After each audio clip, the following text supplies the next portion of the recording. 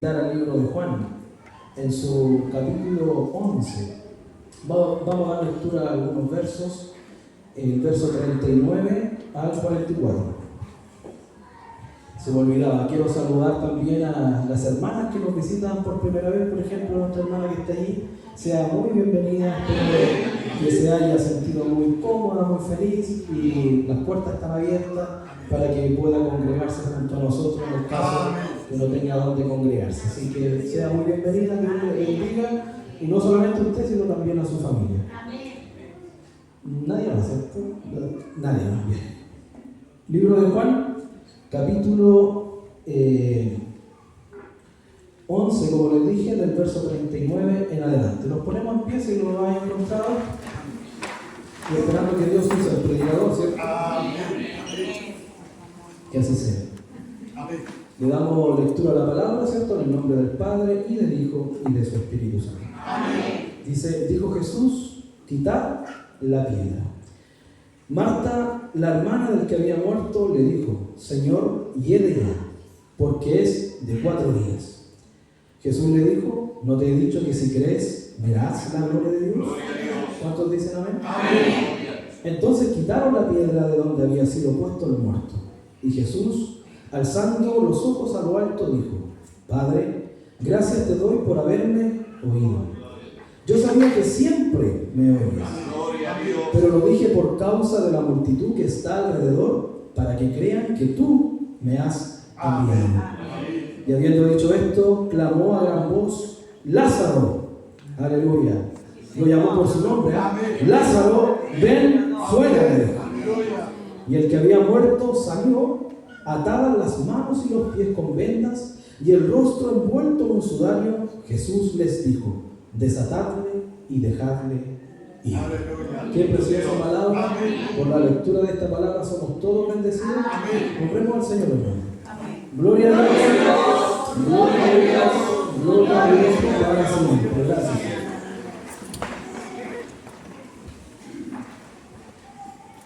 De antemano le pido disculpas si en algún momento no se entiende, porque ustedes saben que operaron en unos puntos todavía, así que, pero esperamos que el Señor nos ayude. Así que una palabra muy preciosa, hermano, muy poderosa. Bueno, toda la palabra es poderosa, toda la palabra es preciosa, porque toda la palabra está inspirada por Dios.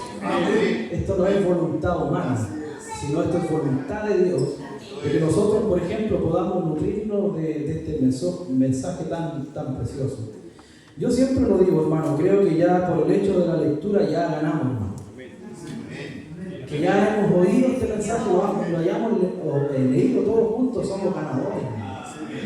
Pero Dios nos permite también exhortar, ¿cierto? Poder meditar en esta palabra. Y sabemos que nuestro Señor Jesucristo se encuentra en un cara a cara prácticamente con la muerte. La fama de nuestro Señor Jesucristo se había esparcido por todo Israel, incluso hasta los gentiles conocían el nombre de nuestro Señor. Pero Él era el hombre de los milagros, el famoso. Jesús tenía una fama por todo el pueblo, pero era el hombre de los milagros. Pero aquí pasa algo, un escalafón más arriba. No era solamente sanar a un cojo, darle la vista a un ciego, sino que Jesucristo está cara a cara con la muerte. Entonces yo creo que los discípulos también expectantes. La muerte no es algo tan simple que alguien pueda elegirle así por así. Pero vemos la autoridad de la vida. Yo siempre lo trato de decir así. Normalmente las personas tienden a pensar que la muerte es más fuerte que la vida, porque cuando se interpone la muerte, interrumpe a cualquiera. Si va un joven camino a la universidad a cumplir su sueño, llega la muerte y le trunca esa posibilidad, lo imposibilita. Si hay un pequeño lleno de vida jugando, se interrumpe la muerte y parece que ahí terminó, ¿cierto?, esa sonrisa, esa alegría. Pero sin embargo, nosotros damos testimonio que la vida siempre ha sido más poderosa que la muerte. Y esta palabra nos da ese testimonio, la autoridad de la vida. La Escritura dice: viene la hora, y ahora es, cuando los muertos oirán la voz del Hijo del Hombre, los que la oyeren vivirán. Y todos nosotros también estábamos en la misma condición de Lázaro, muertos en nuestros delitos y pecados. Pero yo quisiera desmenuzar este mensaje en 3 etapas. Le quiero dar, no sé si otra perspectiva, pero quisiéramos que nosotros meditemos en los estados que estuvo Lázaro para que nosotros identifiquemos al menos uno de ellos y podamos ver en qué condición también estamos nosotros. En primer lugar, vemos a un Lázaro muerto en un sepulcro donde no tiene esperanza. De hecho, la palabra dice que ya hiede ya, o sea, ya estaba hediondo, se estaba descomponiendo su cuerpo. Y vemos ahí a este Lázaro en esa condición, pero también con una necesidad. ¿Cuál es la necesidad? Oír la voz de Dios. Pero después vemos a Lázaro vivo. Cuando Jesús lo llama por su nombre, no le dice, oye muerto ven, no, sino que lo llamó por su nombre, porque Dios tiene memoria de sus hijos. Todos los hijos de Dios que murieron en el ayer, Dios tiene memoria de todos sus hijos. Nosotros podemos olvidarnos, ¿no?, de nuestros antepasados, de nuestros padres, pero Dios nunca se va a olvidar de aquellos que murieron abrazando esta fe. Entonces vemos a un Lázaro que está vivo, pero tiene ataduras. Salió a la vida, pero está lleno de ataduras. Y esas ataduras se impregnaron allí en el sepulcro, el olor a muerte. Todavía seguían esas ataduras expeliendo mal olor. Eran cosas que aún traía de su vida pasada, por así decirlo, o su estado pasado. Entonces uno tiene que ya ir meditando o reflexionando en qué estado uno se encuentra, porque posteriormente también Lázaro estaba vivo pero libre. Son 3 estados: muerto con una necesidad de oír la palabra, vivo pero atado con la necesidad de ser libertado, y también está vivo y libre pero con la necesidad de ser perfeccionado. Porque no solamente la obra termina cuando un hombre solamente ha nacido de nuevo y tiene esa libertad de los pecados, porque Cristo vino a libertarnos del pecado, pero tiene que aún así ser perfeccionado. Siempre vamos a tener necesidad, siempre vamos a depender de Dios. No se trata que nosotros lleguemos a una estatura para descansar en esa estatura, sino más bien que Jesucristo, nuestro Dios, la palabra misma, pueda ir perfeccionando nuestra vida. Así lo dice la palabra, que la senda de los justos, como es como la luz de la aurora, que va en aumento hasta que el día es perfecto. Y amados hermanos, considerando esto como antesala, nosotros ya tenemos que ir meditando quiénes somos o el modo en el cual nosotros nos encontramos. Porque que nosotros nos congreguemos, amados hermanos, que es muy bueno. De hecho, congregarse es lo ideal, pero el congregarse tampoco da garantía de que un hombre haya salido a la vida, partiendo por el primer escenario. Por eso que se hace vital la palabra de Dios. Son lindas las alabanzas, yo sé que lo son inspiradas, son buenas las oraciones, pero quien tiene la facultad y el poder para darle vida a un hombre y darle vida a una mujer es justamente la palabra de Dios. Por eso que nosotros somos hombres y mujeres que debemos portar la palabra. No solamente saberla, que es bueno saberla, sino que la palabra more en cada uno de nosotros. Jesucristo un día le dijo a los fariseos: nunca habéis oído su voz, no conocéis su aspecto, ni tenéis la palabra morando en vosotros, porque de eso se trata, que la palabra viva. Así es. No sé si me entienden. Que la palabra viva. Esto no se trata de que recitemos cosas y ustedes terminan el verso, sino más bien vivir lo que nosotros creemos. ¿Se entiende? Entonces nosotros tenemos que portar una palabra, porque Dios tiene propósitos con cada uno de nosotros. Dios tiene propósitos con el convertido. Dios tiene propósitos con el arrepentido. Dios tiene propósitos con el cual está trabajando. Porque Dios quiere usarnos a nosotros para que otros también puedan venir a esta salvación tan preciosa. Jesucristo involucró a sus discípulos, y esto es bonito. Él pudo haber quitado la piedra, sin duda. Él pudo haber dicho: piedra, muévete, y ¿qué hubiese dicho la piedra? Si todas las cosas están sujetas a la palabra, la palabra hubiese salido, la piedra hubiese salido volando de ahí, pero involucró a sus discípulos. Qué bonito, ¿eh? Qué bonito.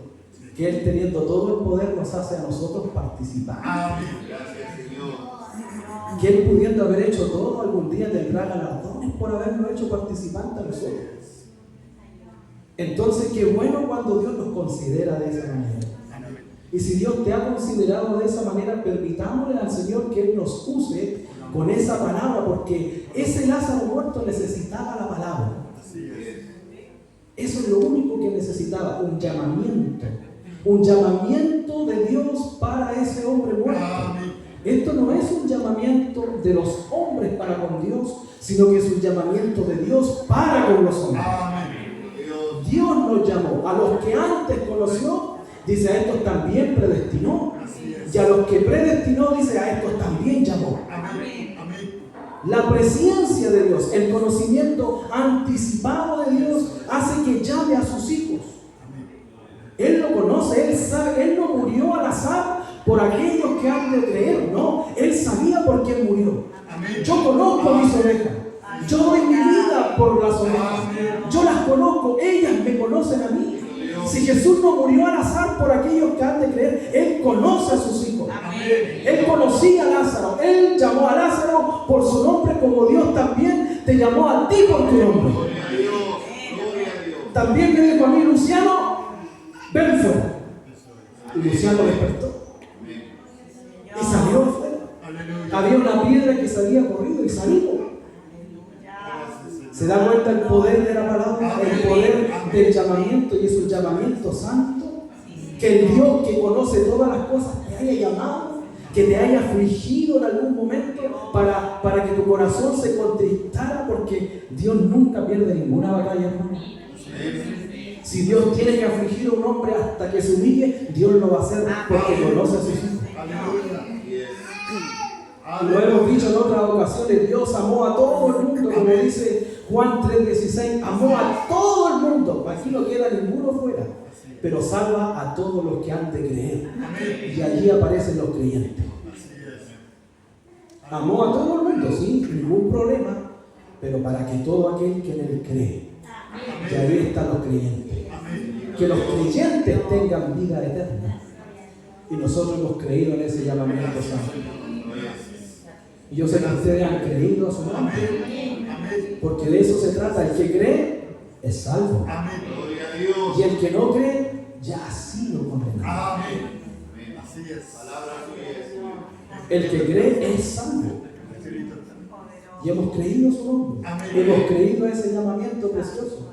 Por lo tanto, amados hermanos, nosotros que por ejemplo estamos viviendo una etapa muy preciosa donde se acercan, ¿cierto?, gente nueva, familias nuevas, y esto es un consejo para todos nosotros, que nosotros hagamos florecer lo que habita en nosotros, que seamos buenos hermanos, buenos receptores, buenos árboles, para que estas personas, estos amigos que se acercan, se arrimen a nosotros como buenos árboles, que ellos puedan tomar de nosotros algo bueno, un fruto, que tomen de nosotros la paciencia, la templanza, que tomen de nosotros ejemplo, un modelo, un molde.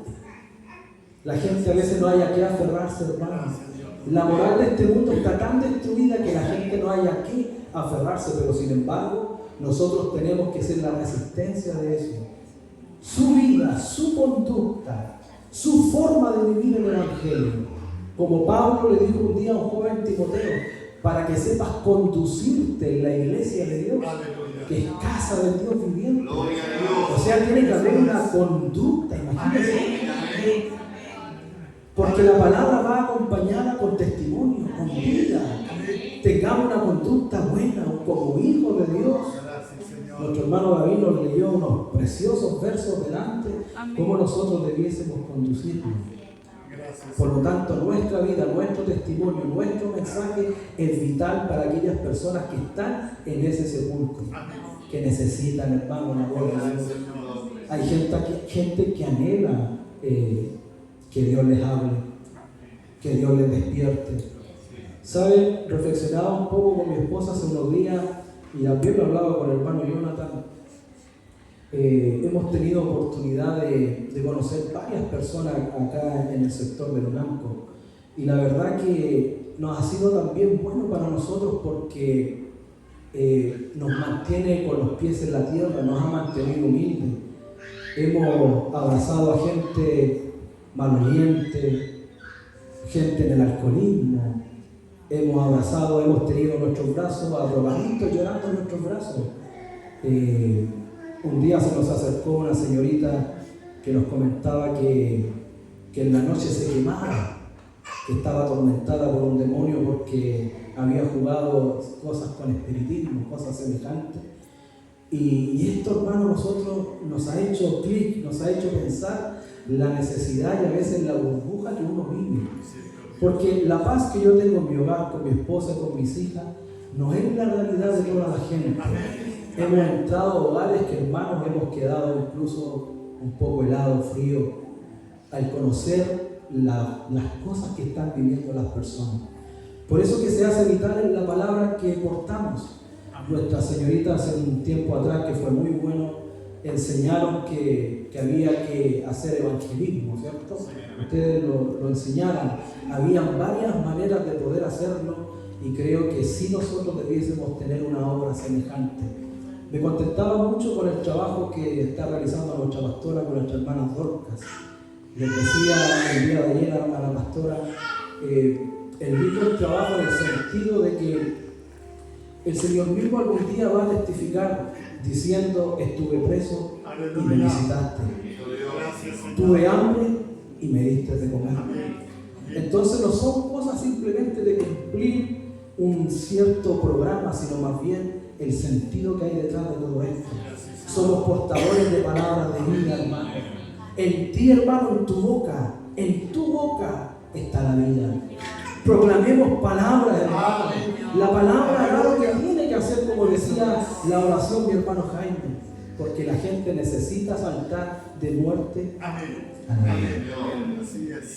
Pasando al segundo escenario, amados hermanos, Lázaro, al salir del sepulcro, estaba todavía atado. Todavía tenía cosas del pasado. Y como les decía, esas ataduras estaban todavía malolientes. Si él estaba muerto, estaba podrido. Esas ataduras se había impregnado el olor en ese sudario y en esas ataduras que sin duda él tenía. Nosotros tenemos que ayudarnos mutuamente, amados hermanos.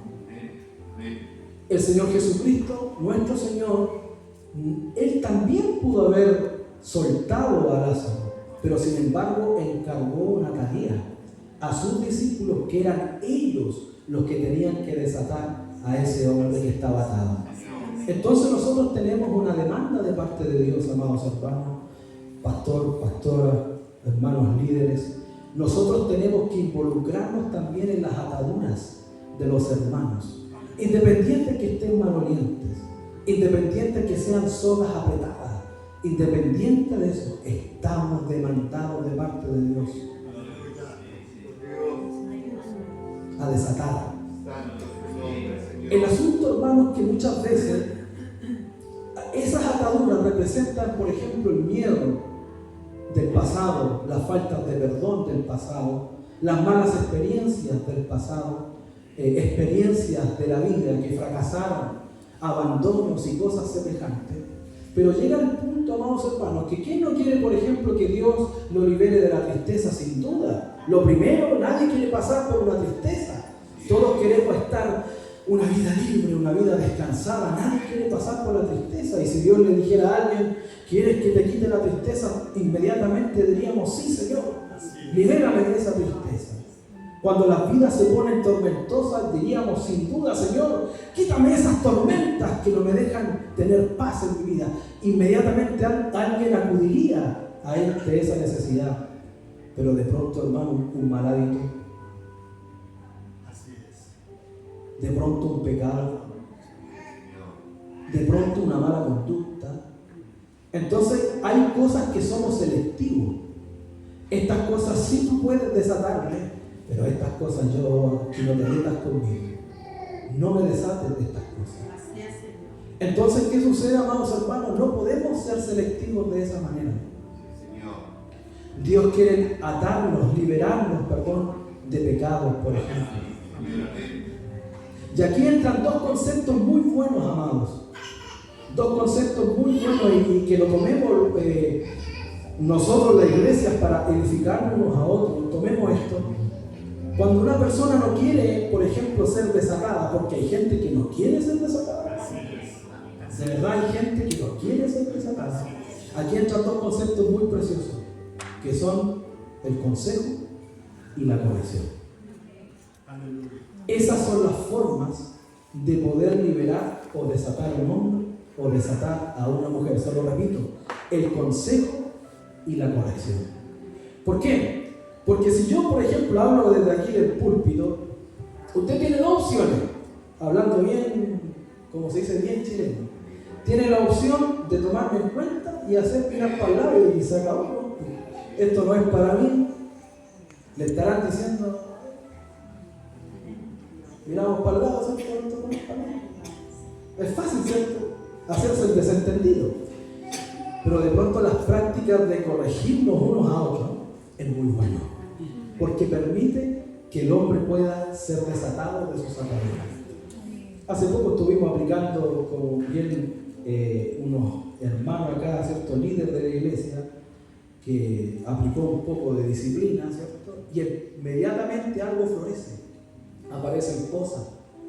Incluso yo conversaba un poco, y estamos en casa prácticamente, hay cosas que no necesariamente el espíritu tiene que ayudarnos, incluso hasta la educación de una persona puede generar algo como avisar. La educación puede hacer cosas semejantes. ¿Sabes qué? Hoy no cuentes conmigo. ¿Por qué? Porque la educación me dijo algo.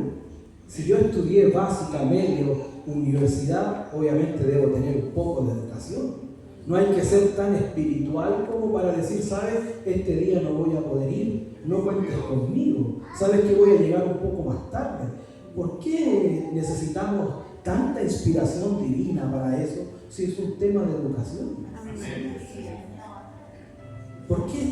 ¿Por qué alguien se puede estorbar con tan poco, hermano? Con algo tan pequeño. Entonces nos damos cuenta que sí hay atadura. Cuando hay disciplina, cuando hay corrección, entonces aparecen esas ataduras que la gente no quiere ser desatada. La Escritura dice: aquel que oye las amonestaciones de la vida, con los sabios morará, pero el que tiene un poco la corrección menosprecia su propia alma.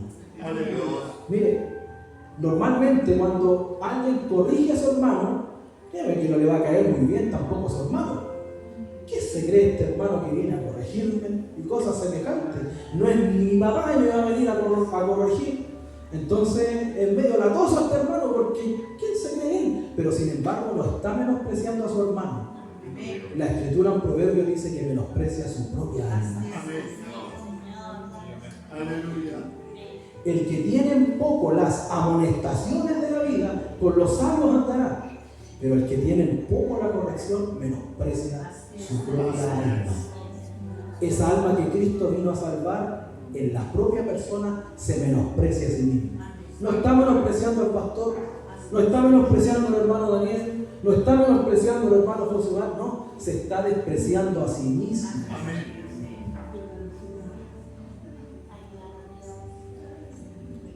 ¿Me entiendes? Porque el Señor quiere forjar algo en nosotros, hermano. Porque el Señor sí quiere desatarnos. Y Dios va a usar a su pastor, Dios va a usar a sus hermanos diáconos, va a usar a sus ancianos, porque la demanda es para nosotros, hermano. Si Dios, Jesús lo dijo, desátenle, ustedes desátenle. Por eso que tenemos que involucrarnos con esas ataduras. No podemos pasar así por alto. Hubo un personaje político de nuestro país que un día la pusieron en aprieto. ¿Y qué dijo? Paso. ¿Se acuerdan? Le dijeron unas preguntas ahí un poco complicadas para este personaje político y paso. No, nosotros no podemos ser así. No, nosotros no somos pasos. Para nada. Porque ¿cuál es la manera fácil de tener un buen testimonio? Yo he escuchado a gente diciendo: mi obispo es el mejor obispo de todo. Claro, si nunca lo corrige. La manera más fácil de tener un buen testimonio es no involucrarse con el otro, no corregirlo, no aconsejarlo. Es una manera fácil, es como lavarse las manos. ¿Y es una verdad? Es la manera más fácil de tener el lindo testimonio. Es tan amoroso, es tan bueno. Claro, si nunca te salió el camino. Esto es como si mi hija estuviera jugando, la mía y la Emma, cerca de un precipicio. Y si ellas estuvieran jugando por ahí y yo no las interrumpo, sería una falta de amor tremenda, hermano. Una negligencia, hermano. Imagínense, me cae una de mis hijas. ¿Qué pensará Dios de mí? Y a veces nosotros, viendo cosas, viendo las actitudes, no nos metemos en esas cosas. ¿Para qué? A lo mejor para cuidar nuestro testimonio, pero estamos demandados de parte de Dios. Estamos demandados. Gracias a Dios. Tenemos que desatar a los hermanos. Gracias por su palabra. Tenemos que desatar a las hermanas. Gracias, Espíritu Santo. Mire, Hebreos capítulo 12, lo voy a leer. Verso, vamos a leer del 5, no sé si me puede acompañar ahí mi hermano Jairo. Y que la palabra nos salve, porque es muy preciosa la palabra. Amén. Dice el escritor de los Hebreos: y habéis ya olvidado la exhortación que como a hijos se os dirige diciendo: Hijo mío, no menosprecies la disciplina del Señor, ni desmayes cuando eres reprendido por Él, porque el Señor al que ama, dígalo usted, y azota a todo el que recibe por hijo. Mire esto: si soportáis la disciplina, Dios os trata como hijos. Porque ¿qué hijo es aquel que el Padre no disciplina? Pero si se os deja sin disciplina, de la cual todos han sido participantes, entonces sois bastardos y no hijos. Por otra parte, tuvimos nuestros padres terrenales que nos disciplinaban y además de eso los venerábamos, le agradecíamos. ¿Por qué no obedeceremos mucho mejor a quién? Al Padre de los Espíritus y viviremos. Y aquellos ciertamente por pocos días nos disciplinaban como a ellos les parecía, pero respecto a nuestro Dios, mire, pero para lo que nos es provechoso, para que participemos de ¿qué? Mire qué precioso, hermano. No sé si usted lo está leyendo, hermano. Para que participemos de su santidad. Es verdad que ninguna disciplina al presente parece ser causa de gozo, sin duda, sino de tristeza. Pero después, mire esto, da fruto apacible de justicia a los que en ella han sido ejercitados. Aleluya. Gracias, Dios. Gracias por su palabra, Señor. Escrito está. Si soportáis la disciplina. Gracias, Señor.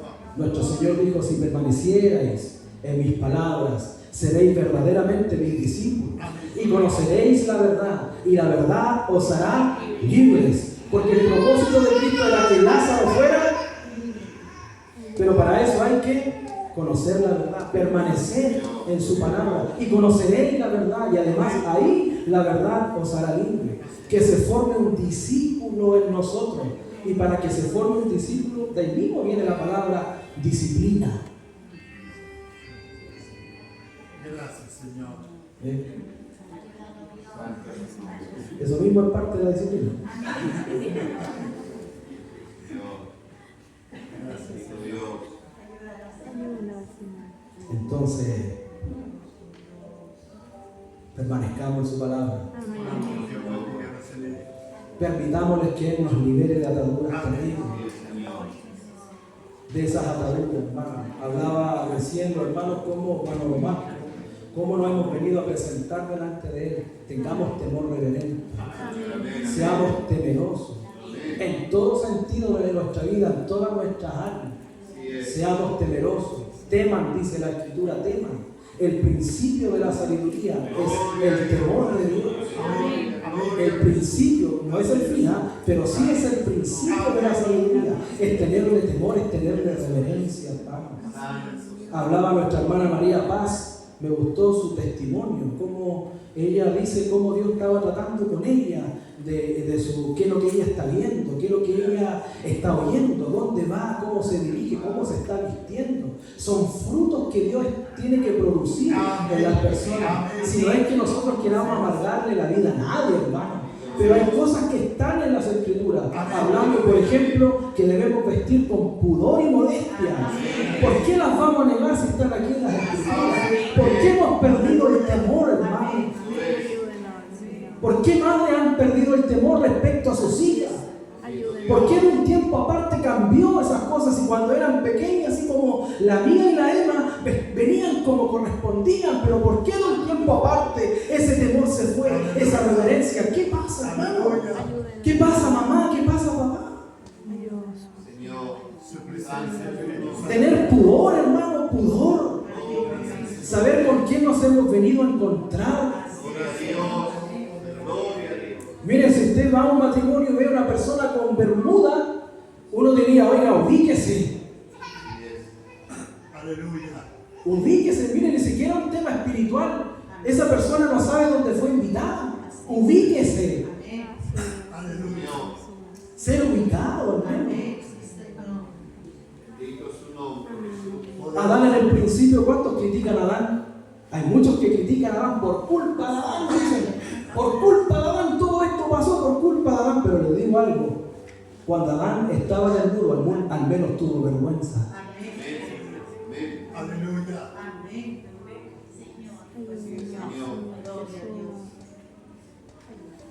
Y hay gente que ha perdido mucho el temor de Dios, hermano. Hay gente que hoy día se inclinó a tantas cosas y se vienen a encontrar con el Señor con una liviandad, hermano. Sin temor. Sin temor de Dios. Aleluya. Yo hablaba con un matrimonio hace poco diciendo que parece que la gente ve a un Cristo del Antiguo Testamento, un Dios del Antiguo Testamento, versus un Dios nuevo del Nuevo Testamento, como si fueran dioses distintos. Porque el Dios del Antiguo Testamento era pero severo. ¿Sabe qué? Es el mismo de hoy día. Si lo único que aplaca esa severidad es una sangre preciosa, hermano, que por pura misericordia.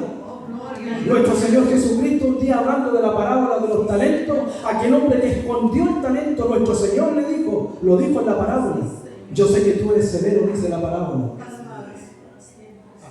Por eso escondió lo que tenía que multiplicar, lo escondió. Y dice, sé que tú eres severo. Claro, si Dios es severo. Dios sigue siendo severo, hermano. El asunto es que la sangre de Cristo, toda esa ira la retiene. Y nosotros no perdamos el temor de Dios. No perdamos el temor, hermano. Sujetémonos a esta preciosa palabra. Soportemos esta preciosa disciplina, hermano. Y de verdad se lo digo, no es que nosotros queramos amargarle la vida a alguien. No es por eso, hermano. Estamos demandados por parte de Dios a generar discípulos. Hermano, estamos también demandados por parte de Dios a generar discípulos.